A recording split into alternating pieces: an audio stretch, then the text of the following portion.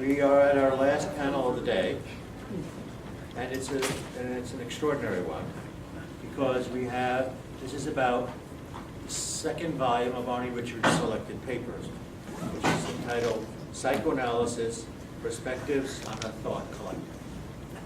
And Arnie, as you probably know, was the editor of the Journal of the American Psychoanalytic Association for a decade, did other editing jobs, has been very prominent in the New York Psychoanalytic Institute, the American Psychoanalytic Association. And Arnie has a lot of different perspectives than most people do because of his background and his orientation, with his intellectual orientation and capacities.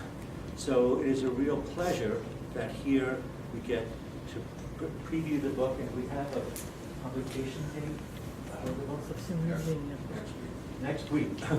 And so, as well as Arnie, we have Art Lynch, who's professor at Columbia University in social work, and we have Burt Seitler, coming to after being the manager of Willie Mays for a long time, the baseball player, and also the founding editor of a new journal. And when is the journal? Do we have a new date for when the journal? Right now, he's running a little bit late. Okay. I know it's a he. And Okay. Got a boy's name. it should be very soon. Do you know what Tallulah Bankhead said? The two greatest Willies in the world are Willie Mays and Willie Shakespeare. And Willie Mays shares a birthday with Sigmund Freud. They're both born on May. Freud was born earlier. Just a few years.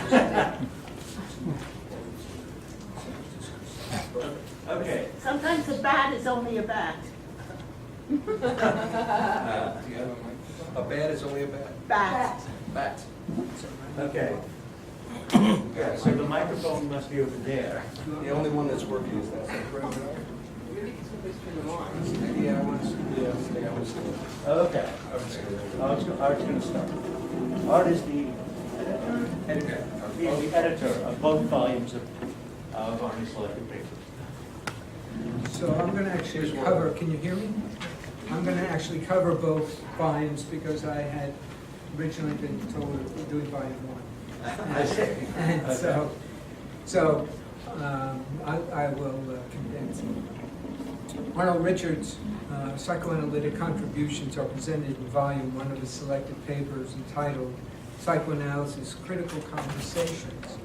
This volume follows the thesis from Biology of Integrative Pluralism, how to continue the conversation between the contributors of uneven, disparate psychoanalytic schools of thought.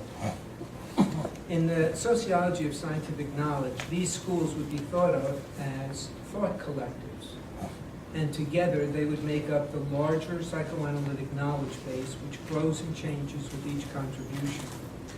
In the Chinese translation of this book, the title was changed to Psychoanalysis Open Conversations because they found the critical part to be a little off-putting. It seems in retrospect a more apt title, though, because it identifies the goals of psychoanalysis, open conversations, and implies the difficulty and the difficult process of getting there and even where there is. Richards asks, how does one get to an open conversation? Also, is our belief system about open conversations the same as others who identify as psychoanalysts? Throughout the volume, Richards attempts to engage the dialogue with those who claim a new orthodoxy and would minimize the overall effort of historical contributions, those who claim new theories, usually untested and unproven, and those immovably complacent in the deep malaise of the status quo. So he's talking to a friendly group. The book is dedicated to having these critical or open conversations. For thematic purposes, it's divided into 5 sections. The The first section shows us the evolution of the design of psychoanalytic integrated pluralism that has taken more than a half a century to develop. Richards begins critical conversations with a reflection on his own personal journey, and he locates himself in a variety of dialectics and explores psychoanalysis as a historical discipline that needs to come to terms with its history on personal, intellectual, and institutional levels. He deepens our understanding of how institutional dynamics can, without malice, still create segregation, which he calls the politics of exclusion. And for this he uses the case study of Brill, Abraham Brill, and his attempt to not only advocate but protect psychoanalysis by making it a medical profession. Tracing this complex legacy of exclusionary policies, he has outlined three main themes, all contributing to present-day fragmentation in the field.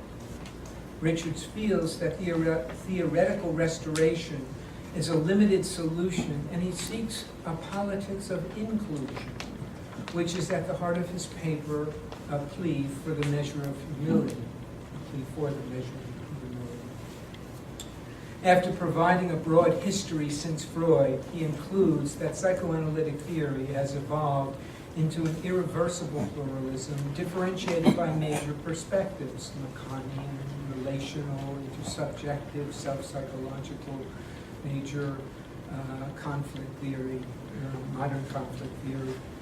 All of those are the basic perspectives which have these different thought collectives within them.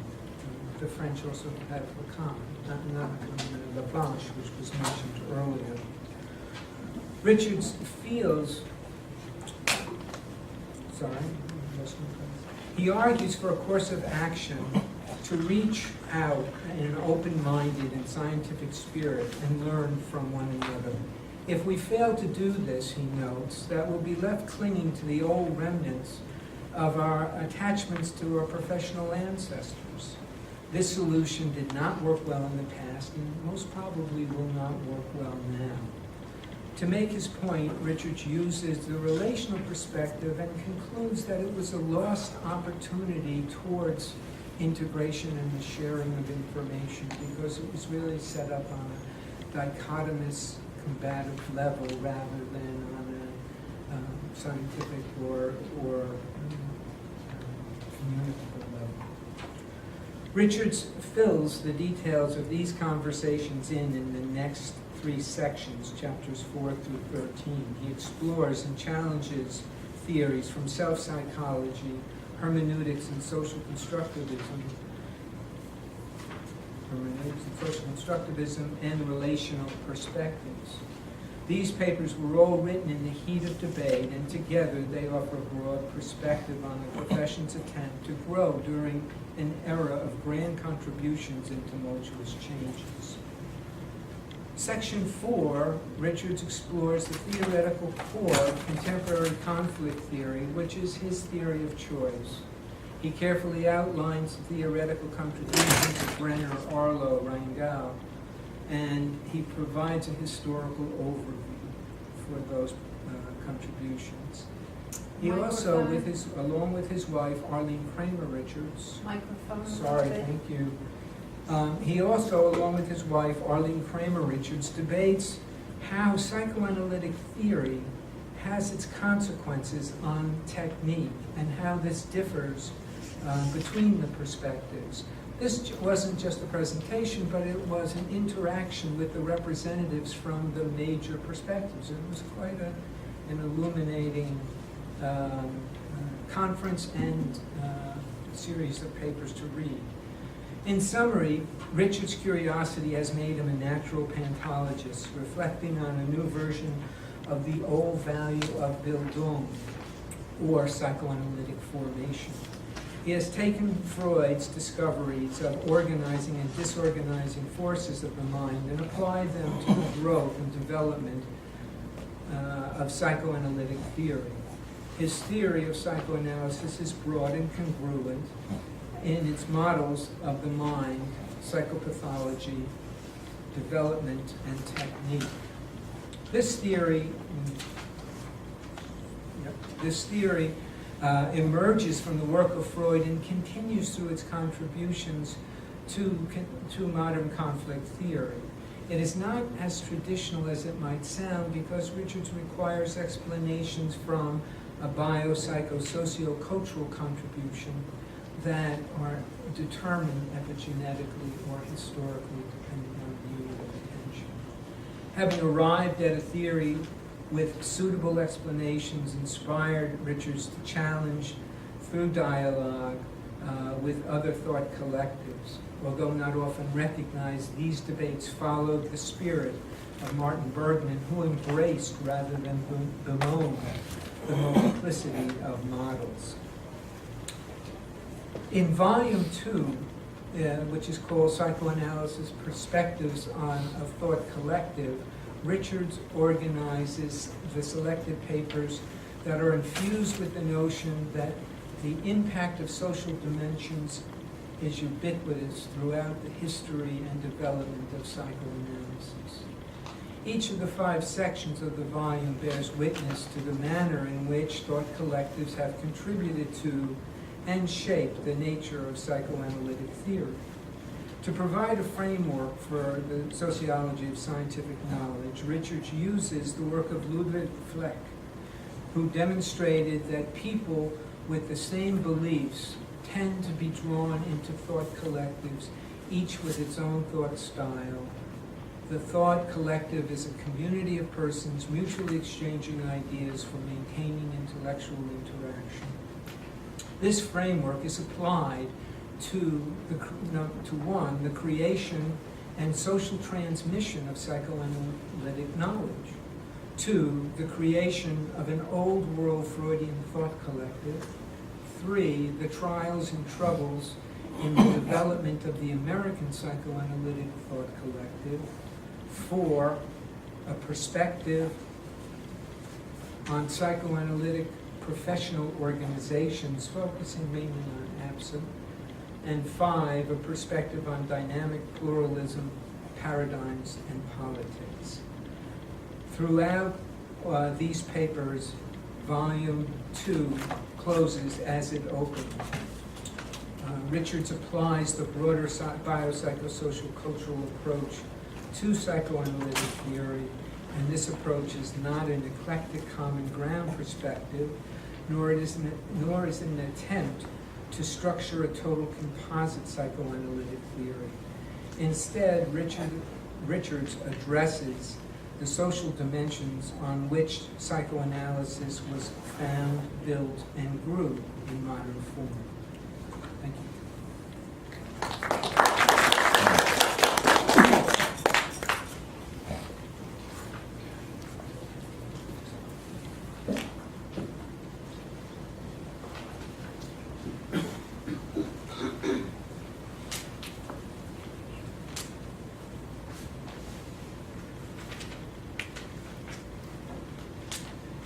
My paper is entitled, Same thing. Microphone? close enough? How's this? Turn it toward you. Even better, okay. How's that? All right. My paper is entitled Dissension Within the Sanctum Sanctorum, the Psychoanalytic Institute. One day, on high, the Lord God Almighty, creator of the universe, smiled down on his creation, the earth, and all that was on it. In an instant, he brought forth an enormous diamond, and with one fell swoop of his mighty hand, he pulverized the rock into countless smithereens of dust, which he sprinkled down on all parts of the earth. When the angels asked about this, the Lord smiled beneficently and replied, "The diamond that I smashed was the gemstone of truth, which I wanted to give to humanity as a gift." The angels then wondered aloud what would happen if someone found one facet of the diamond and concluded that they have the entire truth. And so it is in the lofty halls of psychoanalysis that when we have one piece of the analytic puzzle, we often then develop an entire theory from that singular chunk. What is worse, we become incensed if others either do not worship our creation or dare to craft a different one of their own. This raises a very serious question that goes to the very heart of psychoanalytic training. Why is it that supposedly well-analyzed individuals sometimes stimulate in each other the most primitive urges when working together in, of all places, the sanctum sanctorum of intellectual, educational, personal, and professional learning, the Psychoanalytic Institute? Does it not seem ironic that the very place where people congregate to immerse themselves in an atmosphere of nurturance, holding, attunement, collegial support, and learning are somehow not good enough containers of their own edible conflicts, feelings of jealousy, narcissistic rage, and sibling rivalry, to name a few? It seems rather puzzling to me, at least on the face of it. Is this phenomenon ubiquitous to all psychoanalytic institutes and thus inevitable? Or are there some things that we can take note of, either to prevent the forces of dissension and destabilization from occurring or from holding sway in the analytic family? To begin with, the notion of being completely analyzed is a delightful yet idealized fiction. No matter how expert the analyst is, and no matter how conscientious, cooperative, and analyzable the patient. It was Lucia Tower in 1955 who made these insightful comments. Quote, no analyst has been presumed to have been so perfectly analyzed that he no longer has an unconscious or is without susceptibility to the stirring up of instinctual impulses and defenses against them, unquote. Therefore, we should not be so surprised that even analysts have blind spots. Moreover, the greater likelihood is that said blind spots can be expected to be located in pre-verbal or even pre-symbolic areas, thus making them a source of resistance to traditional talk therapy, and which would certainly account for the primitiveness of the urges and behaviors noted above. As to the question of the primal horde, edible conflicts, and whatnot, it is curious to me that the first mention by the Old Testament, for example, of murder occurs in conjunction with sibling rivalry, in which Cain slays Abel. Cain's punishment is to be exiled, to bear an identifying mark by which the whole world would know of his ignominious deed, and for him to be shunned. I find it fascinating that Cain would be shunned by other people. If Adam and Eve were really the first humans, this raises the inconvenient question of where these other people came from. Unless they came from Eve herself, we are left with a puzzle the likes of which even Sherlock Holmes might be thunderstruck. Of course, if Eve was the unmentioned matriarch of the other people in question, might Cain have been invested in making his own seminal contribution to their existence? If that were so, Cain would represent both sibling and father. Remarkably, this is not so terribly different from the Sophoclean Oedipal trilogy. So even though there is no allusion to an attempt by either Abel or Cain to usurp the vaunted position of the father, Adam, one can make a case, of the father Adam, one can make a case that the so-called birthright over which Abel was killed was not property or material goods per se, but mom. Even if that were so, it would not argue for the universality of either fratricide or parricide, since one of the two protagonists did not commit the act. nor did the next in line brother, Seth. Accordingly, the Oedipal may not be universal, and that pre-Oedipal conflicts, one of which may be sibling rivalry, may explain some of the cases of internecine warfare that we see in institutes. Thus, sibling rivalry may be at least as powerful, and certainly no less complex, as the Oedipal. This is what Wakefield, who is presented here before, contends. Extrapolating from Bowlby's thinking about attachment, Wakefield challenges the Oedipal explanation offered by Freud of little Hans's fantasy of the two giraffes, in which Hans is said to have inchoate desires for sexual intercourse with his mother.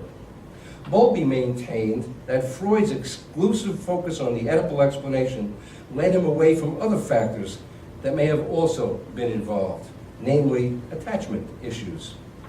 Based on a microanalysis of little Hans's fantasy, Wakefield asserts that an attachment account of this fantasy produces an interpretation with much greater explanatory power than the strictly Oedipal one. Wakefield's evidence suggests that Hans's giraffe fantasy is about the sibling rivalry triangle involving access and attachment to the caregiver. This is not necessarily in place of any Oedipal strivings, but it seems to occur along with the existence of any Oedipal urges. Thus, the issue of multiple factors and multiple meanings of these factors may need to be given equal or perhaps greater regard as the up to now reflexive knee-jerk invocation of the Oedipal explanation for all things conflictual. And even if the Oedipal were deemed to be universal, should all Oedipal complexes be regarded as equal? This is one of the questions considered in great depth by my esteemed colleague, Dr. Howard Kovitz, in his meticulously thought out paper of 2007 on the subject and his extensively compiled book, which is out in the hall, that he wrote 10 years earlier. And to muck up the waters a bit more, the not so simplistic explanation to begin with of Oedipal conflicts being behind the strife with some institutes may not fully satisfy our appetite for deeper understanding. Thus, a broader menu may have to be provided to sate our intellectual hunger, one that goes beyond, or more properly, which precedes the Oedipal bill of fares. Interestingly enough, information derived from a non-analytic source, perish forbid, puts forth a similar point of view derived from examining the structure of and the relationships that develop within organizations. In a detailed description of organizational behaviors, Lister observes that organizations generally tended to replicate the behaviors seen in families, particularly, although not exclusively, with respect to conflicts involving sibling rivalry, as well as battles with authority figures. She suggests that these behaviors are not only commonplace, but also are both typical and normal adaptations of the ongoing, ever-changing dynamics inherent in organizations. Her explanation reduces the considerable data that she painstakingly gathered to pre-Oedipal themes involving sibling rivalry and subsequently Oedipal ones linked to Oedipal conflicts with authority figures. Still other potentially contributing factors need to be mentioned. One of these relates to narcissistic wounds and ensuing outrage. Developmentally, the very first narcissistic wound occurs at birth, where before everything was Eden-like, all needs were automatically met, there was no waiting to be fed, temperature was regulated, visual stimuli were toned down, and sounds, even sounds, were muffled. When all of a sudden, kaboom, a child is thrust out into the world and is bombarded by a sensory kaleidoscope of simultaneously impinging stimuli, which an external object, the mother, then must intuitively realize what is happening and figure out how to modulate such stimuli on behalf of the infant. No mean task.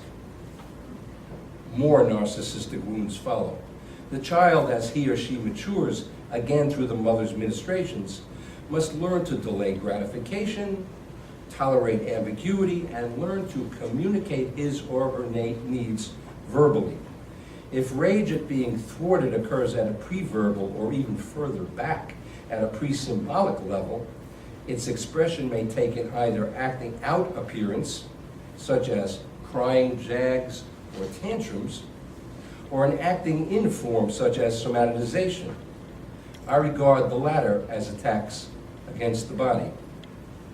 McDougall says, if inner conflicts are so great that they cannot be expressed and much less resolved in any other manner, or if they occur at a pre-symbolic or pre-verbal level, and verbal mitigation is unable to take place, they may then take their petition to the court of last resort, namely the body. In so doing, the body acts crazy, thus sparing the rest of the self from disintegration into psychosis. Is it possible then that some of the irrationality that we sometimes see in the negative interactions within and between institutes may be related to similar forms of attack against the body, in this case, the body psychoanalytic? This may not be so far-fetched when we consider that institutes may recreate, foster, and exacerbate the above themes due to their very incestuous nature and structure. But before getting to the conditions that may give rise to the incestuous climate of institutes and all their attendant problems, let me provide a brief psychohistory overview of some of the basic, although necessarily incomplete, tenets of psychoanalytic training. Around 1918, early psychoanalytic institutes adopted Nunberg's requirement that all would-be psychoanalysts be analyzed themselves. Later on, circa 1925, Eidingen proposed that analysts receive supervision as part of their institute studies. These requirements set psychoanalysis apart from all other psychotherapies in a way that remains one of its finest contributions to this day. There are other developments that were not so positive, and which resulted in divisiveness between practitioners, various institutes, as well as within a number of psychoanalytic institutes. For one thing, the way psychoanalysis was viewed and practiced in the United States, for example, was vastly different in attitude and spirit from the manner in which its European parents conducted it and themselves. The Americans largely subscribed to the medical model. To this day, residues to one degree or another are seen in the increased emphasis on biopsychiatry and its current almost exclusive reliance on the use of medications. For another, the question of lay analysts, which was not an issue in Europe, became a hot topic in the US, and lines were etched in acid delineating real analysts from non-medically trained ones. Thus, a pecking order soon became established between the two groups, ultimately creating a schism between medically trained and non-physician analysts. Shortly thereafter, a break occurred from the medical model, and attempts by some of its own former adherents to achieve hegemony over the way psychoanalytic training should be run. This rift came from a certain sector of the medical analytic community itself, as a specific protest against its refusal to admit Theodore Reich into a training program, simply because he was not a physician. According to this reasoning, the likes of Ms. Anna Freud and Mrs. Melanie Klein, or for that matter, Mr. Eric Erickson, as well as a host of other eminently qualified clinicians, would have been found to be unacceptable and denied access to the vaunted and most exclusive inner circle of American psychoanalytic training. The break resulted in the establishment of other training programs, that is, non-medical model ones, like the Karen Horney Institute, the William Allison White Institute, the National Psychological Association of Psychoanalysis, also known as NPAP, which was founded by Reich himself, and other training institutes. This is not to say that European analysts loved each other unconditionally, if at all.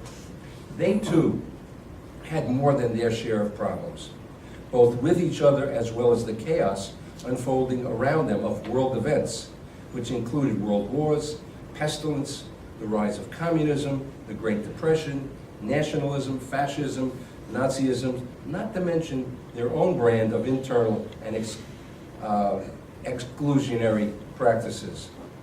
According to Shapiro, In the early history of psychoanalysis, especially banishment of control of those who strayed too far from the core of psychoanalytic concepts, the attempt to maintain continuity of the past into an uncertain future often conveyed the quality of a struggle to the death between past and future, master and disciple, parent and child. The early history of psychoanalysis is marked by bitter excommunications of once cherished disciples, Alfred Adler, Carl Jung, Otto Rank, and equally acrimonious close calls involving Shandor Ferenczi, Ernest Jones, Melanie Klein, etc. In the above regard, Bolus referred to the politicization of psychoanalysis as the tendency to develop brands of analysis. He likened the process to reducing psychoanalytic practice to the worship of certain body parts over others, which ultimately produces a part-object theory. Certain schools of thought seem to impose their viewpoint on students on pain of parental disapproval or actual excommunication from the Oedipal drama existing in the Psychoanalytic Institute. This produces splitting, fragmentation, fractionalization, and the development of splinter groups and cliques, all of which gravely threaten the life of scholarly, give and take, open debate, and diversity.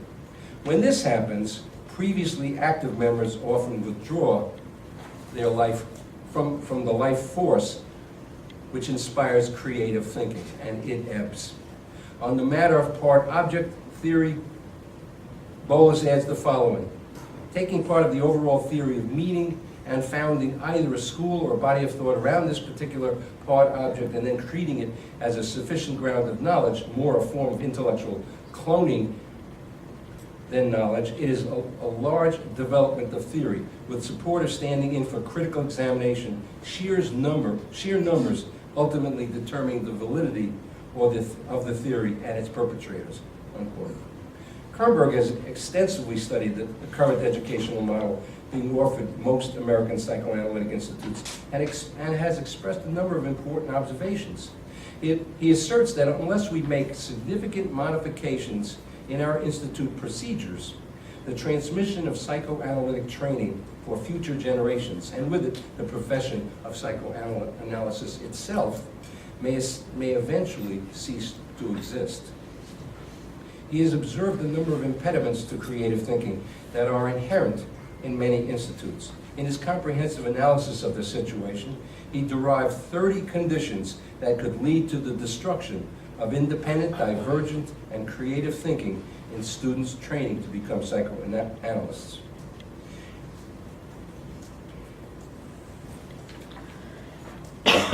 As was noted earlier, psychoanalytic institutes require candidates to be in their own analysis. More often than not, the analyst must be a member of the institute in which the student is a candidate. The same set of circumstances usually applies with respect to the choice of supervisors. That is, the supervisor is typically a training analyst at the very same institute that the student attends. The potential for inbreeding, in fact its likelihood, is unmistakable, the consequences of which are as numerous as they are profound. Breach of confidentiality, for one thing, may be an accidental artifact of the structure of an analytic institute. But even an unwitting breach of confidentiality is no small matter. And yet, if the current system is not changed, it may be virtually impossible to completely safeguard an analyst's privilege.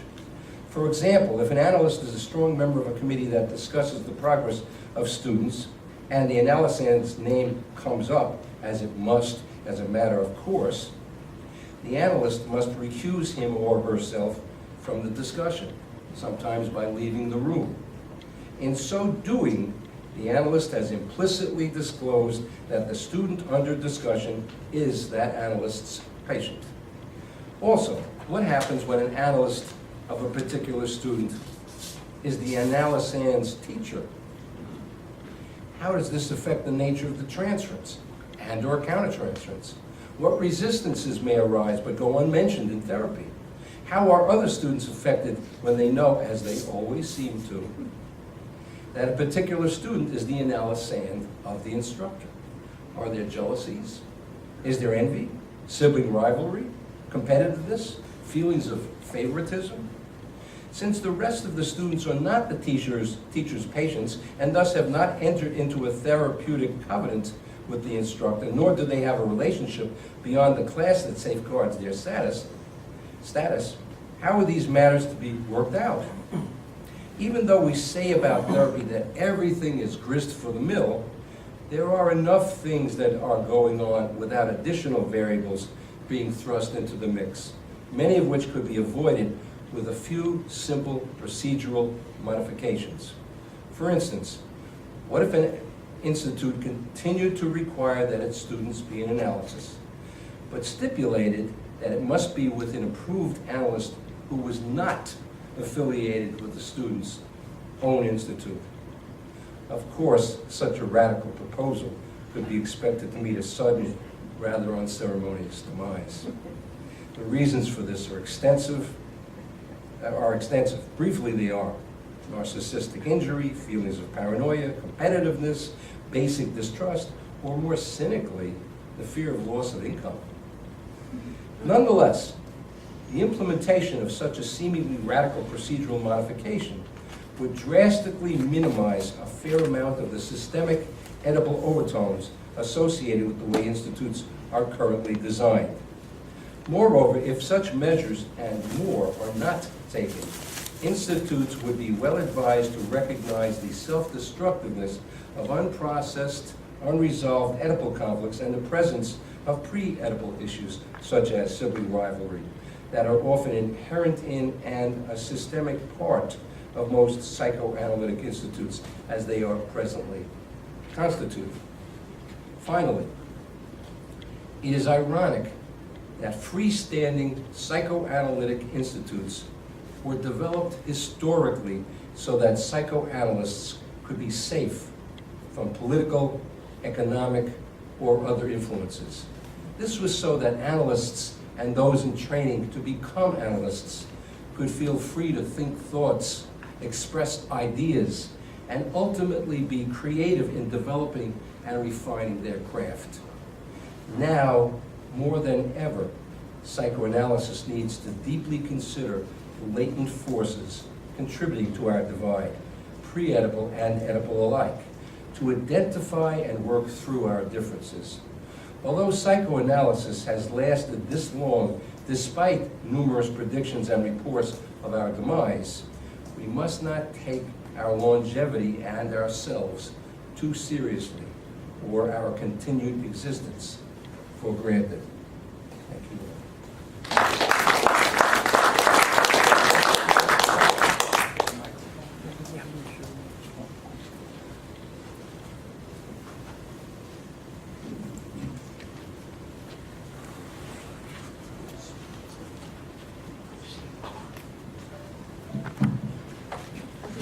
Well, thank you, Art. Thank you, Burt.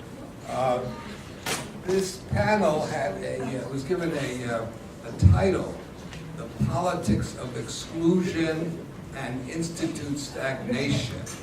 And I think Burt has certainly talked about institute stagnation and brought up many issues that are involved and contribute to that today.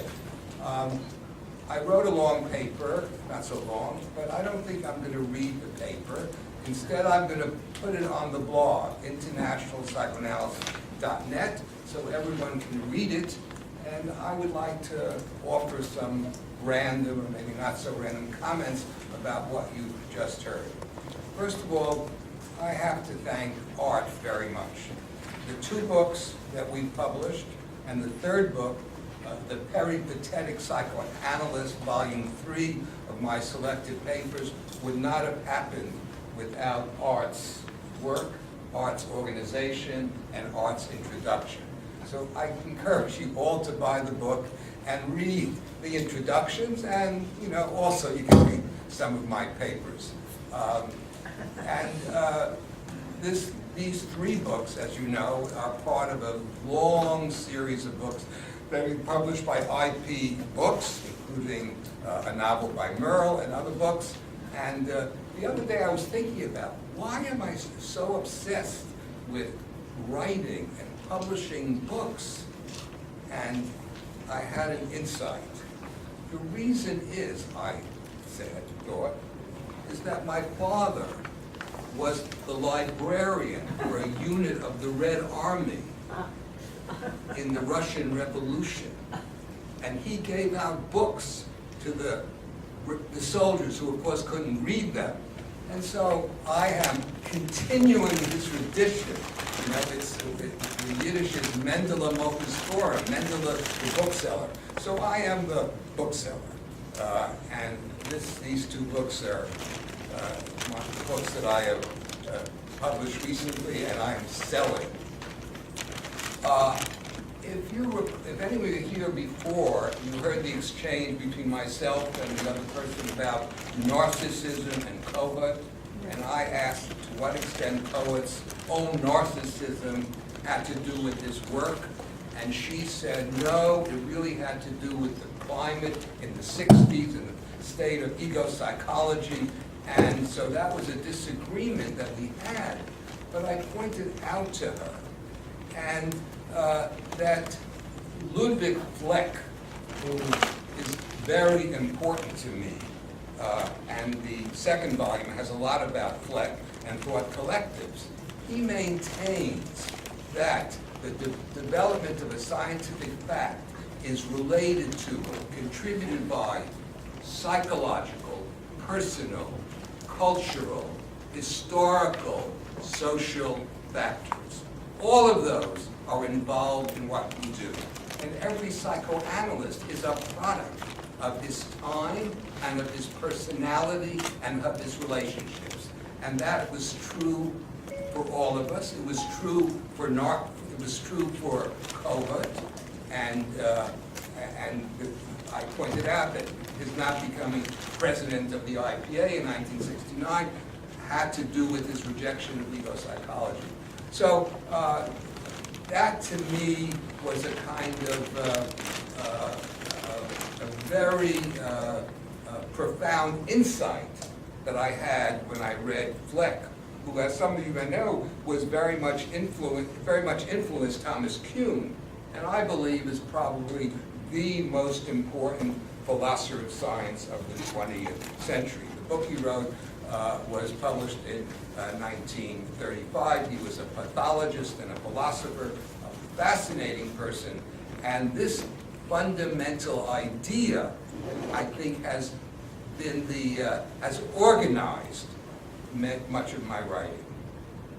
So, I guess I should talk about myself, just if I'm going to follow Fleck. So, and you know, how did I get to where I am, and how did I get to write what I write in the papers that are in this book? So I'll tell that story first. I trained at what we used to call the Church of Rome, the New York Psychoanalytic Institute. I started in 1964, I graduated in 1969, and you know, I was a good student. That was relatively a short period of time, so I was in favor, you know, of the people who ran the place, and of course the people were the greats in psychoanalysis: Hartman, Lowenstein, Chris had died, Arlo, Brenner, Jung, Issachauer. They were all there, and we, you know, were the students that, of course, wouldn't dare to disagree, and you know, it wasn't a matter of idealization. It was a matter of reality in terms of who these people were and their place in psychoanalysis. So I did my thing, I got graduated, and then I continued my education in the Madison Delicatessen. Do you know what? That's on Madison Avenue and 86th Street. We would have lunch. Charlie Brenner, myself, Sandy Haben, Bernie Brodsky, Arlene Kramer Richards, and Mervyn Peskin, and we would meet every Friday and would talk about psychoanalysis. Arlene pointed out this was a very important experience for her, because at that point she wasn't a psychoanalyst. but she told me that once she said to Charlie, you know, your ideas about penis envy, I just don't feel that that's, you know, that's quite right. And Charlie said to her, well, why don't you get the data? So she, you know, got the data and wrote a paper about female genital anxiety, and it was a very important experience for her. Now, I think it was in 1971 that Charlie says to me, you know, there's this person I know, Heinz Kohut. He's written this new book, The Analysis of the Self. Why don't you read it and see if there's anything in it? So I read the book, and then I wrote a series of critical reviews and papers about self-psychology. Conflict theory, self-theory, conflict theory, the problem of hypochondriasis, and I proceeded to write critiques of not only of Kohut, but of Goldberg and Ghetto. I became known as the hack the knife of psychoanalysis. Did you say? What? Did you say? So I mention that because that, you know, it certainly, I got ahead at New York Psychoanalytic, but it also gave me an opportunity to read different points of view. And that was very helpful to me. Then, of course, I became editor of JASPER, and that changed things dramatically, because then I had the opportunity to read all these papers. The first year, when I was editor of JASPER, there were many papers submitted by people who were not members of the American. There had been a backlog of papers that have been not considered, rejected. I think there were 5 papers from IPTA the first year, which was quite remarkable. So that gave me a sense that there is more to psychoanalysis than is in the mind of the faculty of the New York Psychoanalytic. And I think that, you know, accounts for the papers that are in this book and in the next book as well. So that's one story I could tell. The other story I'd like to talk about is this whole question of the politics of exclusion and institute stagnation.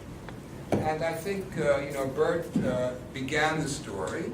You know, in 1918, it was Herman Nunberg who decided that every analyst should be analyzed. He came up with that idea.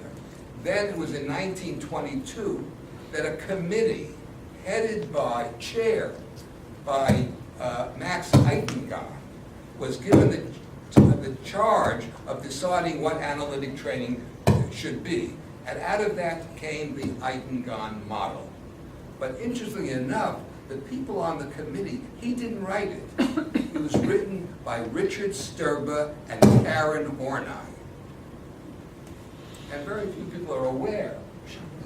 Oh, no, sorry. I mean, Shandor Rado and Karen Horney wrote the report, and Eitengaard, because he was, you know, one of the ring bearers, presented it. So what happened then is that then in the late 20s, they formed the International Training Committee, the ITC, and gave the Americans a franchise so the Americans could do what they wanted to do in terms of training, and also that they could exclude psychoanalysts, to include lay analysts. So that brings us up to the Marshfield Garden, the war, and the reorganization of the American Psychoanalytic Association in 1946. That created the Board of Professional Standards, which was started to exclude Horney and to prevent Rado from having an institute which would train 3 times a week rather than 4 times a week. So it's very ironic that the 2 people that were responsible for the Eitengaard model led to the reorganization of the American that would exclude them. And that's very much part of the politics of exclusion as it relates to APSA. The other thing that was part of the 1946 reorganization was that in order to become a member of of the American Psychoanalytic Association, if you are graduated, you had to be approved by the membership committee of the Board of Professional Standards, which then was renamed the Certification Committee. And what happened then is that, so if you were a graduate, you did not automatically become a member of APSA. As a result, between 700 and 1,400 graduates did not become members. That's a very large number of people who were excluded. Now, the American Psycho figured out that this was no good because they were losing members, they were losing dues, and they had to do something about it. So, then there was a series. Well, I was very much involved in that because I was editor of TAP, and we had this white issue where the pros and the cons talked about it, and a bylaw amendment was proposed to allow all graduates to join APSA. It lost the first time, but it succeeded the second time. However, you could become a member, but you couldn't vote for bylaws, you couldn't run for office, and you couldn't become a training analyst. So that required more work, and eventually we passed more bylaws to become, so that you could vote and run for office. Now this was very related to me personally, because that impacted on my standing or position at the New York Psychoanalytic Institute, where I started out as in favor. But after I gave my Brill lecture, which was A.A. Brill and the Politics of Exclusion, and after that I became very involved in trying to get certification removed as a requirement for training analysts. And the reason I did that was because my wife, who became a member of the American as a result of the lawsuit, I said, apply for certification to show that APSA doesn't exclude people. Needless to say, she was rejected, and then I started a discussion on the members list about that, and this went on for 25 years, and of course, it did not win me friends or people, and Judy knows very well, you know, and I was, you know, someone said they would never forgive me for what I did. What did I do? I provided a platform for ordinary members who were not so-called educators, training analysts, to express their views about education. I think this is a very important principle to recognize. And this attitude that the American psychoanalyst is divided to two groups, you know, the haves and the have-nots, the training analysts and the non-training analysts, persists to this day. I can go further on the story because then there was, well, the end of it, or the recent development is they have a 6-point plan. They sunsetted BOPS. BOPS is finished, and we all thought terrific that we won.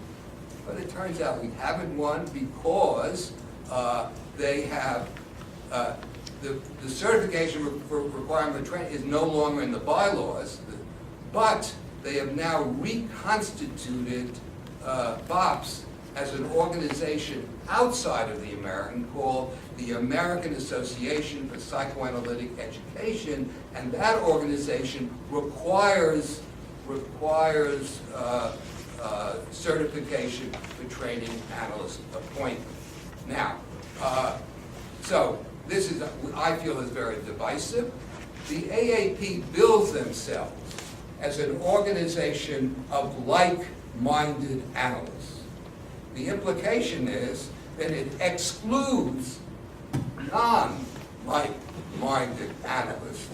And my position, and I'll stop with that, is that excluding non-like-minded analysts is a way to exclude yourself from innovation and creativity, and will lead to stagnation.